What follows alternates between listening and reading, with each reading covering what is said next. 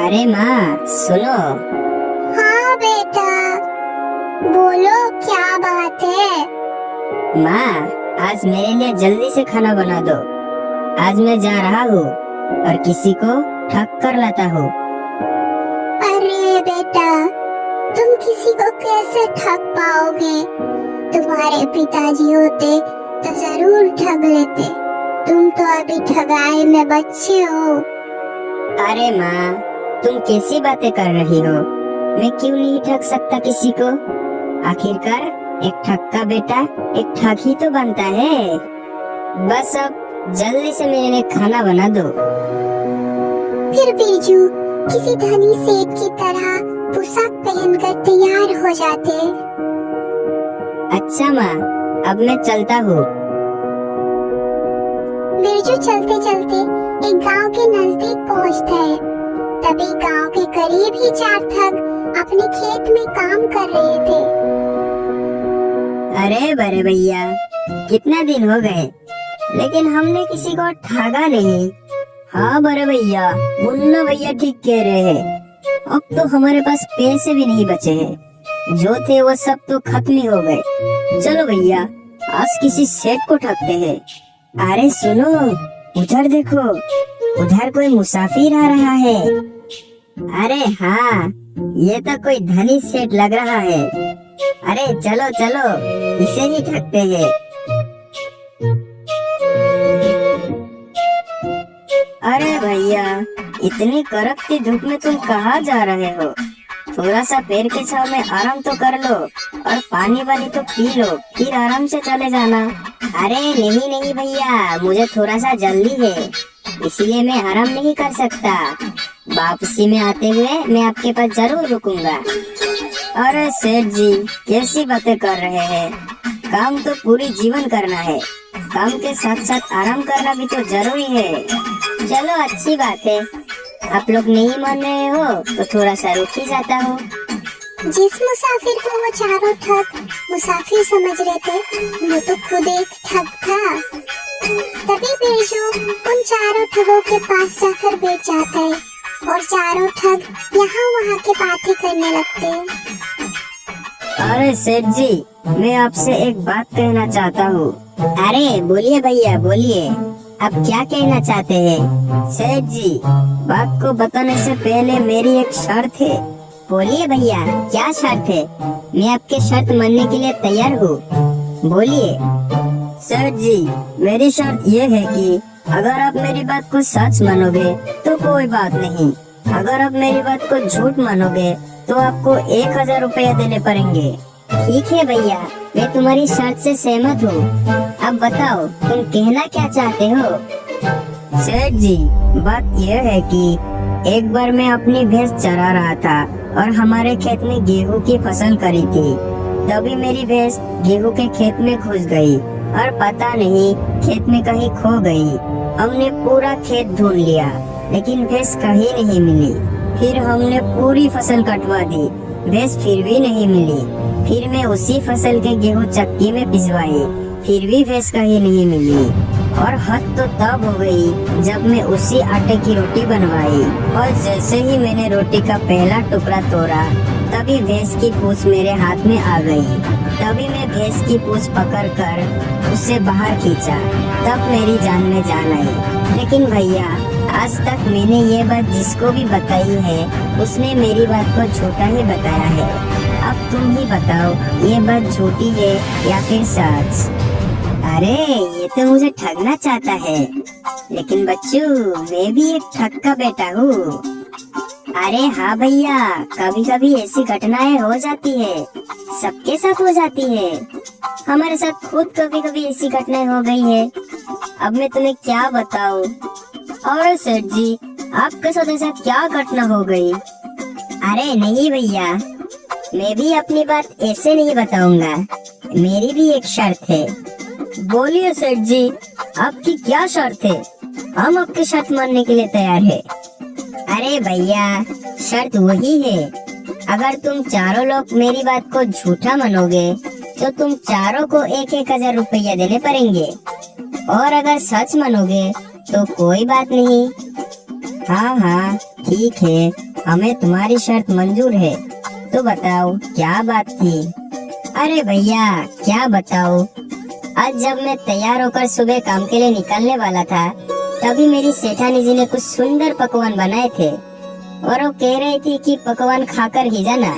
लेकिन मुझे काम की ज्यादा जल्दी थी, तो मैं पकवान बिना खाकर ही आ गया।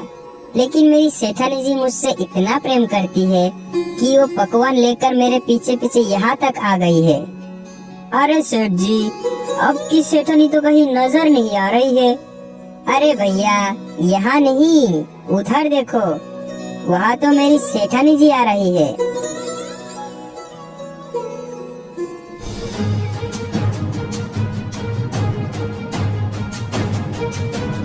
अरे बाप रे बाप, वो तो हमारी बहन है। ये सेठ तो हमसे भी बड़ा ठग है। अब क्या करें? अगर हम लोगों ने इसकी बात को झूठ कहा तो ये हम चारों से 1,000 रुपया लेगा, और अगर हमने इसकी बातों को सच कहा तो ये हमारी बहन को ले जाएगा। भैया अगर तुम मेरी बात मानो तो अपनी बहन को इस सेठ के घर भेज देते हैं। वैसे भी हमें आज नहीं तो कल अपनी बहन की विवाह तो करना ही था। वैसे भी ये सेठ अपनी बहन को खुशी रखेगा, और अगर इसकी बात को हम झूठ बोलेंगे तो हमें 4,000 रुपया देने पड़ेंगे। हाँ हाँ, अपनी बहन को इस सेठ के साथ भेज देते हैं, और सेठ के घर में जितना भी माल खजाना होगा वो सब हमारी बहन लेकर भाग आएगी। अरे तुम आ गई, मैं कितनी देर से तुम्हारा इंतजार कर रहा हूँ। ये तुम कौन हो? मैं तो तुम्हें जानता तक नहीं। अरे मेरी प्यारी बहन, ये तुम्हारे पति है। तुम्हारा विवाह इनके साथ बचपन में ही हो गया था। अब जाओ बहन, तुम इसके साथ जाओ, हम लोग तुम्हें जल्दी ही लेने आएंगे। अच्छा मेरे प्यारे सालो, अब मैं चलता हूँ। अरे भैया, ये तो हमारी बहन को ठग ले गया। हम इसे नहीं छोड़ेंगे। चलो हम कल ही इसके घर चलेंगे। अगले ही दिन चारों ठग अपनी बहन को लाने के लिए चल देते हैं। फिर बिरजू उन सबकी मेहमान नवाजी करते हैं। अरे बड़े भैया जल्दी से उठो, सभी लोग सो गए हैं। चलो हम लोग इस सेठ को रस्सी से पलंग में बांधकर इसे नदी में फेंक देते हैं, और इसके घर का सारा सामान लेकर और अपनी बहन को लेकर अपने घर वापस चले जाएंगे।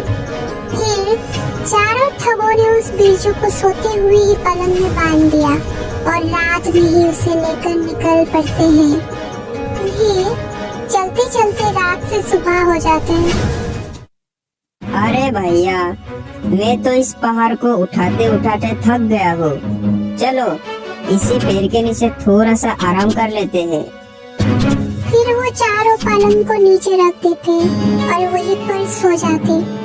तभी एक चरवाहा अपनी बकरी को चराते चराते वहीं पर आ जाते हैं। अरे भैया, ये लोग आपको बांधकर कहाँ ले जा रहे हैं?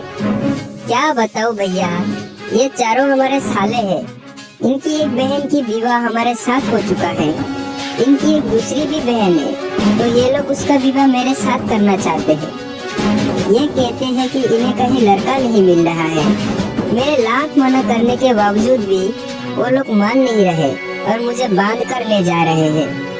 तो भैया क्यों ना उनकी दूसरी बहन की विवाह मेरे साथ करवा दो। हाँ हाँ, क्यों नहीं, जरूर करवा सकता हूँ।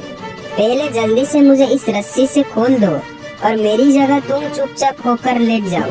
मैं तुम्हें रस्सी से बांध देता हूँ। बिरजू जल्दी से उसे चरवाहा को बांधकर एक पेड़ के पीछे छुप जाते हैं।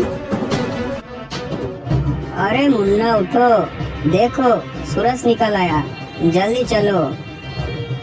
फिर वो चारों उसे उठाकर नदी पर पहुंच जाते। उधर बिरजू उस चरवाहा के लिए सारी बकरी अपने घर ले जाता है।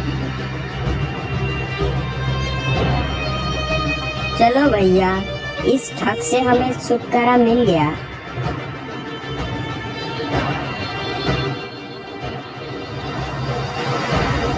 अरे ये क्या, ये ठग तो यही बैठा है। अरे जीजा जी, तुम यहाँ पर कैसे? और इतनी सारी बकरियां तुम कहाँ से ले आए हो? अरे ये मत पूछो, तुम लोगों ने हमारे साथ बहुत अन्याय किया है। तुम लोगों ने मुझे नदी के किनारे ही फेंक दिया था, और अगर थोड़ा सा गहरे पानी में फेंकते तो इससे भी ज्यादा अच्छे अच्छे बकरी पकड़ ले आता। अब क्या करूं, तुम लोगों ने मुझे किनारे ही फेंक दिया, तो वही मिली है बकरी। अरे जीजा जी, क्या बात कर रहे हो? चलो जीजा जी, मुझे भी कुछ बकरी दिला दो। हाँ जीजा जी, मुझे भी बकरी चाहिए, चलो जल्दी। अच्छा अच्छा, तो तुम लोगों को भी बकरी चाहिए, तो चलो मेरे साथ। मैं जहाँ बोलूँ तुम लोग वही कूद जाना और अच्छी अच्छी बकरी पकड़ कर ले आना।